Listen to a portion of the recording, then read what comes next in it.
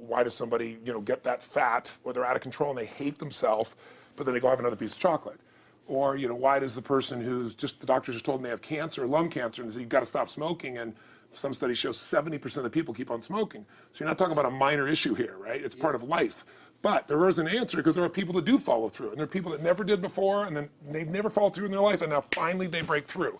And that's what I try to focus on, is what those people do. What do these people need to get started? Why aren't they starting? We all know the answer is fear.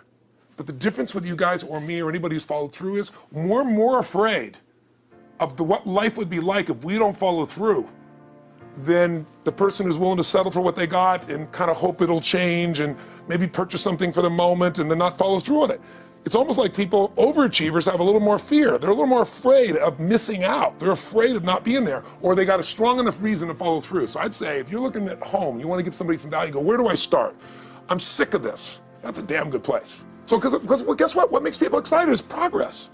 You don't have to be at the goal yet to feel alive again. You have to make progress. And the first step to progress is making a decision and buying the product. But then they don't do the second step, which is open the damn thing up. In some cases, it's also a recognition of who I am and what I'm capable of. So for somebody whose life is already great, this is about, what if I could take on another skill that could create more freedom for my life? And just saying, I'm not going to go out and try and do it all perfectly right now. What I'm going to do for the next 8 weeks, I'm going to create a little ritual. I'm going to do one thing a day to condition my mind, right, so that I get strong, so I follow through. I'm going to read something. I'm going to listen to something. I'm going to immerse myself. I'm going to go for an intense jog, or I'm going to go lift weights, but I'm going to do it consciously to get in a state where I'm going to follow through. That's number one, because people follow through when they're in state. Second, I'm going to get clear about why this is a must for me. It's not because my back's against the wall, but because I want to master an area of life that could create some freedom. I'm not going to master it overnight, but I got the system, I got the plan. I'm going to do one thing a day. I'm going to work on one subject a week. This week's going to be about figuring out what the right product or industry is. Next week's going to be basics of building traffic. And each week I'm going to make a little progress, and I'm going to get to a goal, whatever that is. They told me when I was on stage, I had this audience of about 15,000 people at the Continental Center. It was during a stretch break. I was doing what I loved, rocking the house. Everybody's going crazy. And they go, the stock's worth $400 million right now. I was like, wow, that's cool. It's like, okay, I don't want to sound stupid. It's like, what's next? And I went right back to what I loved. Once you break through, then it just becomes a game. The people that are getting your products have not yet broken through in most cases. The breakthrough happens by conditioning your mind every day, by feeding it a role model or story. It's putting yourself in a peak state when you follow through by getting physically strong. It's creating a little ritual of doing a little bit each day, and then you get momentum. But the most important thing of all is what we started out with. Why? Absolutely. Why is it a must for you? It doesn't have to be you're against the wall, but it has to be something you're hungry for, because the only difference in people is hunger. And if you're not hungry, get around people that are hungry and something will hit you. You watch a conversation, you get around people that are doing better, and all of a sudden you start going, my life sucks. I remember I went to a guy in LA. It's one of the most multi-billionaire guy, I'll never forget.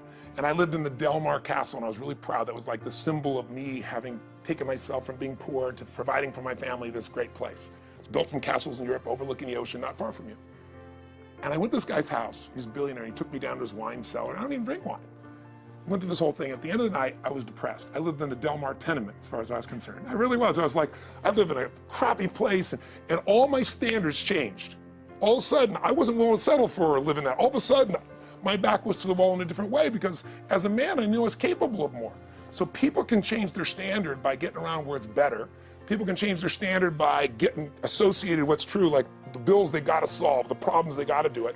Or they can do it because they're excited, because it's something new they want to take on. Everyone's different, but they got to find the why, and they got to come up with some daily rituals to get them going, and just do a step at a time. That's where you get momentum. Awesome. That is awesome. So, think about what's the holy grail between somebody taking action or not. It's one word: certainty. When somebody is absolutely certain, the common word is believe, right? But you can believe at a general level, or you can believe with certain. When you're absolutely certain that if I do this, it's going to get that result, and that result's going to change my life, you'll do it. When you think it absolutely is not going to work, you're never going to do it. The middle no man's land of maybe it'll work, maybe it won't, that's the piece that kills people, right? So if it's a must for you, you got to make it work, right? In our case, right? That's an example. it's not a must for you and you're not sure, you don't know what to do. So years ago, I'd look around and say, okay, how do people get themselves to follow through that haven't been following through? What's the difference? And I started interviewing hundreds of people, literally, and eventually thousands, because I had thousands of my events. So I'd ask the group to give me their feedback. And I came up with this model. It's like the holy grail of belief, or the holy grail of momentum. It's like the difference between what makes the rich get richer and the poor get poor, right? And the difference we all know is mindset, but like, how's that built? So this is what I did. I created these stupid little 4 little boxes, and I'll scribble it here for you. You think about the first thing that determines whether you can do something or not, and I put that in this first box at the top here on the left side, and it's potential. Like, what's the potential of a human being? Like, when you guys started, you proved something no one had done in history. You ran the 4-minute mile, right? For golly knows how many centuries, they're trying to run a 4-minute mile. Roger Bannister does it. How did he do it? Do you remember? You did it in this industry, right? You made $1 million in a day. No one had ever done that in history, right? After you did it, a bunch of other guys are doing it because it became possible. Roger Bannister didn't just go physically practice. He made a shift in his head. He practiced in his head because he could never achieve it physically, so he had to change in his head first so that the result became certain enough he believed it, and then his body got him through. After Roger Bannister ran that 4-minute mile, within 2 years, 37 people ran a 4-minute mile. Wow. When no one in history had ever done it. Now here's how it works. The potential for anybody getting your product is extraordinary. They could do what you've done as much, more or less. They can do whatever they want to do. The potential's there. The market's proven that. Whether or not they tap into that potential has a lot to do with what action they take, which is the question you came to me with, right? Like, you know, God, they all have potential, but they're not taking action. And we all know that the action they take is going to determine the results they get. That's pretty obvious. So most people have a belief about what their real potential is no matter what you tell them. And that affects how much action they take. And of course that affects the result. And then ironically, that result reinforces their belief. And then that belief affects it. So I'll give you an example. Let's say a person has unlimited potential, we all agree. But they take little action, little results. Why? Because they have to start with a problem with their belief. They don't believe it's really going to happen for me. Maybe for Frank Kearns because he's got the cool hair and stuff, or maybe it's for you because you're so driven, but it's not me. Maybe Tony Robbins because he's a freak, got these big teeth. Whatever their thought process is, right? They got this thing, right? But what happens is, if you believe that there's very little potential, how much action are you going to take? Nothing. Nothing, little. And when you take little potential with a little action, what kind of results do you get? Lousy little results. And when you get little results, what does that do to your belief? You go, see, I told you this was a waste of time, told you this wouldn't work. And then what happens? You tap even less potential, you take even less action, you get even worse results, and your belief gets even weaker. And this sucker feeds on itself until you are in a downward spiral. It's poisonous. It's poisonous and it's self-fulfilling. Now, what if something could happen that could come along and fill you with a sense of absolute certainty? Not like I believe, but mean where you know. In you guys' case, mine as well, we knew because we had to. Because we burned the boats. There was no other option. We had to find a way. We weren't going to live that way. We all did it in different ways and for different reasons, but in essence, that was it. If you get yourself in a state of certainty that this is going to work, I'm going to find the way, and if this doesn't work, I will make the way, then you tap a lot more potential. And when you're certain in your potential, you take massive action. And when you take massive action, you really believe in something, you get great results. When you get great results, your brain goes, see, I told you I was a stud. I told you this thing would work out. Now you're even stronger. You tap more potential, take greater action, greater results. That's how you went from $300 in a week to $2,500 in 5 days to $100,000 in a month to $1 million in a day. Same thing with you. And we get momentum. That's why the rich get richer and the poor get poorer. Now some people go out and they go, well, I'm going to take a bunch of action. All right, I'm going to open this product. I'm going to try it. And they'll say to you, I even did it. But it's like a salesman who goes and knocks on the door, and he knocks on 100 doors and says, you don't want one of these, do you? yeah, exactly right. You know? And even if he doesn't say it verbally, his face says it because he doesn't believe it's going to work. So his voice, his body, the execution is so weak. Maybe if he talks to 100 people, somebody's going to buy out of pity. They don't want his kids to starve, right? But he's not going to get the result. So the core difference in people is, how do you produce certainty when the world isn't giving it to you? You go out and you try. In your case, you're 100,000 in debt and nothing's working. How do you keep yourself going? The way you did it, the way I did it, the way you're doing it, we may not have done it consciously, is we didn't change our potential, that was there. And it wasn't even taking more action. Taking more action with a belief it's not going to work, it's not going to change anything. We got results in our head that made us feel certain as if it had already happened. Now here's the difference. The potential was there the first time, and you took action, and you got a result. But it was 50% less than what you did later on, and the only difference is they changed your belief. How did I change your belief? we didn't work harder on your potential, we didn't take more action. I got you to see the result in advance. I got to see it vividly 2 or 3 times, that's all. Of going further, and then your brain went, oh, I know what to do. Boom, it went there. Isn't that what you did by looking at your cars every single day and envisioning it? I mean, isn't that what you did when you created whatever the vision was? It was $300, $2,500, $1 million in a day? That's what's missing for these people. They're not getting that execution is everything, but it doesn't happen if you don't get the psychology set of a state of total certainty.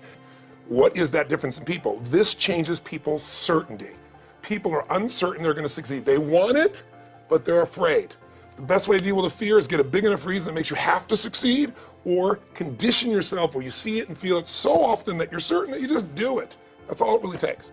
I'll tell you what, I worked with Andre Agassi in 1993, I think it was. He'd been #1, he dropped to 32nd in the world, and he was literally ready to quit with no exaggeration. His father was managing him, and he was so angry with his life, and he went through some, I think, wrist surgery at the time, and he's working on his swing, and he was dating Brooke Shields at that point. They weren't married, and not his current marriage, obviously.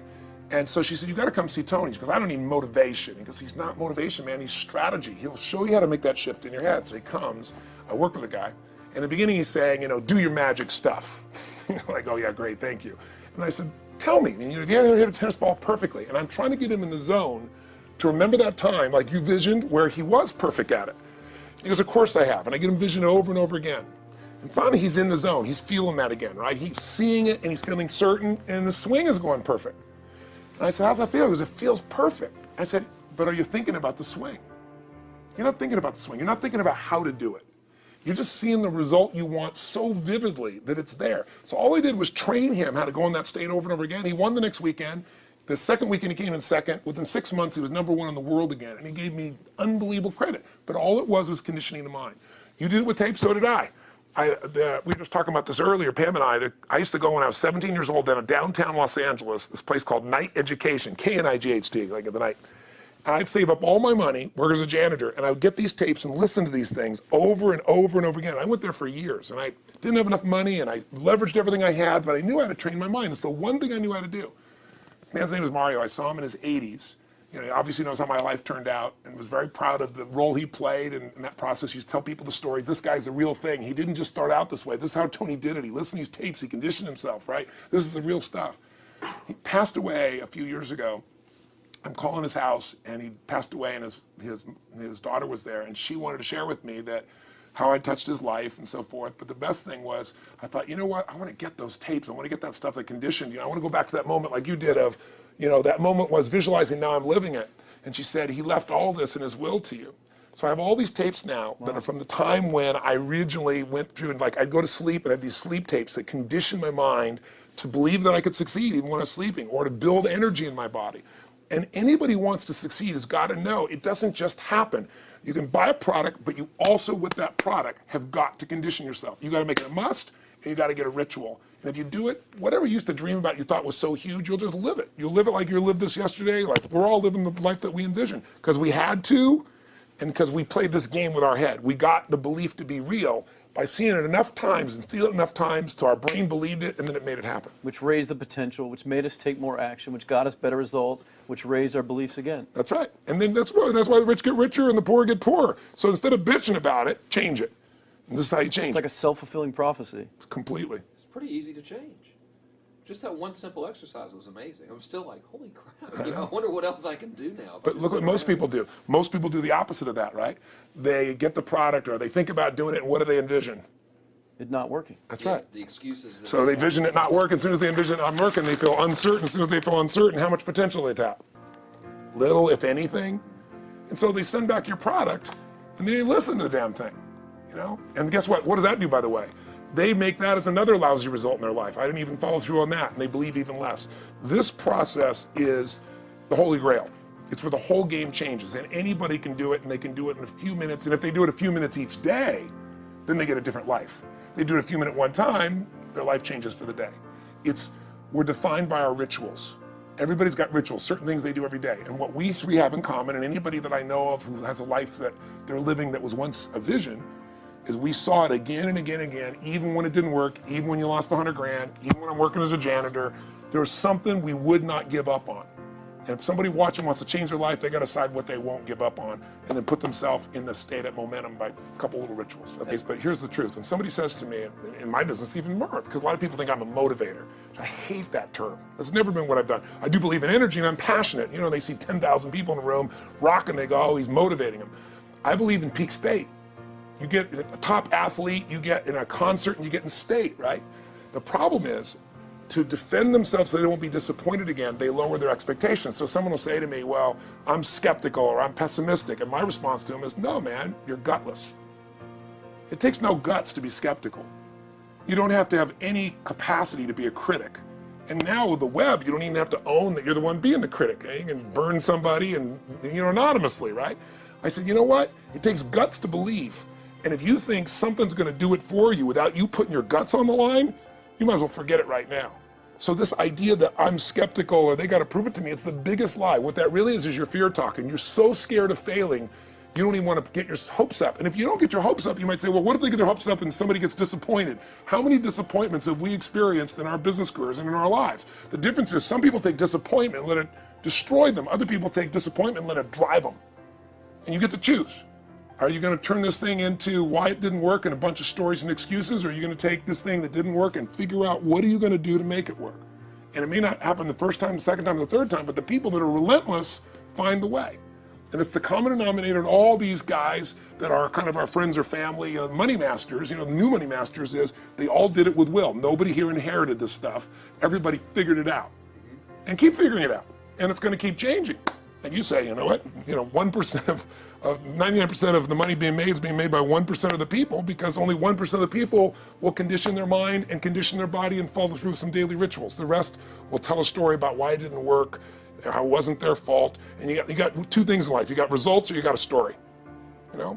And too many people think that that 1% is somehow entitled to it and they're not, which is, you know, it's just all in the head. It's all in the their head. belief. It's all in the head. Which can be changed with some conditioning, basic conditioning. You just proved it. Yeah, to us. That's fun. That's why I made Get the Edge and Personal Power, because I understood that from the very beginning. Originally it was 30 days, and years later people would say, you know, I've heard all the great results and everything else, man, but, you know, I don't have 30 days, and I'd be behind the glass, you know, focus group, watching these people want to shake them, like, you don't have 30 days to change your life, you know? I thought, okay, I'll make it 7 days, you know, just one, because after 7 days, you get momentum. I mean, think about it. When do people's lives change? In a moment. It doesn't change in 10 years. Your life may suck for 10 years, but there's one moment when your whole life changes, the moment you decided. You said, no more, and I'm doing it, and you kicked yourself in the ass, and you made yourself go do something, right? When you finally said, enough, no more, I quit, or let's begin, or I love you, there's a moment when somebody's life changes. And that can be gotten in a couple of days. So people watching don't have to wait until they've mastered everything. They got to get started and do what's next, and just put themselves in a state where they start making some progress. There it is. I think that's the answer that can help solve that problem with a lot of people. They'll just pay attention to it and do it. The bottom line is, you know, all three of us and some of the people that we consider as family that are part of this process, we've all done well, and we don't need to do this stuff. We're able to do this stuff because underneath it all, people can see in your eyes, Frank, when you talk about $2,500 you made that day and the joy, right? Or you talking about not willing to settle, you know, and just, I don't care what they say. They tell me I'm going to sit here and I should lower my expectations. I'm going to be driving my car in here and they're going to be delivering a video to me. There's something inside of every human being that will make it click. That'll make it so that today is not like yesterday and tomorrow will be different forever. And that process is an emotional hook. And what I hope is people watching this stuff, maybe something in here will piss them off enough or remind them of something or say there is a plan and it isn't just luck. And if I just get my big enough why and I get a little system for conditioning myself, and if I start to feel overwhelmed, I just do one next step. And I keep learning and keep moving forward, I will get there. If we accomplish that out of this conversation, then this conversation was kick-ass and fun, not just for us, but it'll be something that we'll be really proud of a long time.